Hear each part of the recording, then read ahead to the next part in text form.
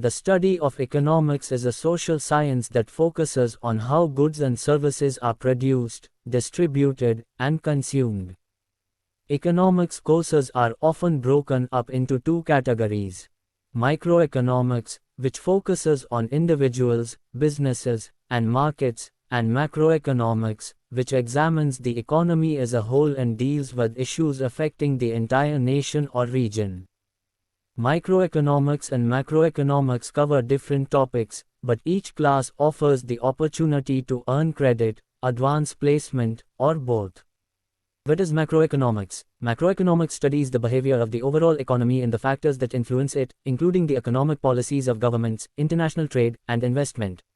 It focuses on the growth and stability of the national economy and the inflation and unemployment rate. Macroeconomics looks at the economic aggregates such as total output, employment, spending, and investment. It also considers the influences of money, interest rates, and international trade. Now we will see. Let's discuss what are the different components of macroeconomics. 1. Inflation, the rate at which the general level of prices for goods and services is rising, and, consequently, the purchasing power of currency is falling. 2. Interest rates, the rate at which banks and other financial institutions charge interest for loans. 3. Unemployment, the number of people actively looking for a job but cannot find one.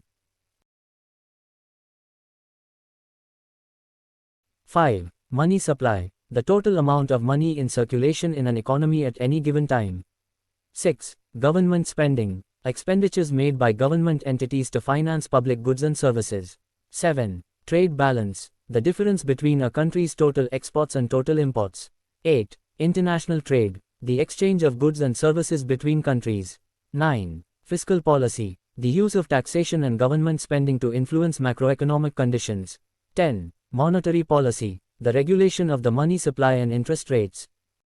What is microeconomics? Microeconomics is a branch of economics that studies the behavior of individual consumers and businesses in making decisions on allocating limited resources. It focuses on how these individuals and businesses interact with one another in the marketplace and how prices and quantities of goods and services are determined.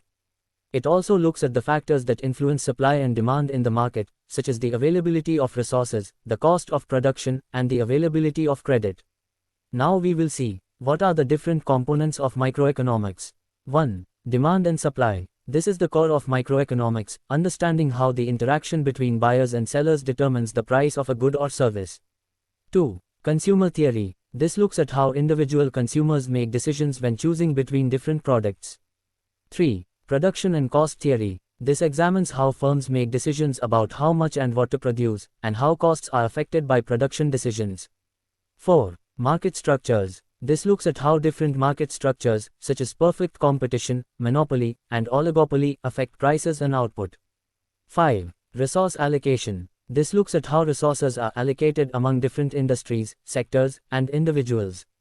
6. Public policy. This looks at how government policies, such as tariffs and taxes, can impact the economy.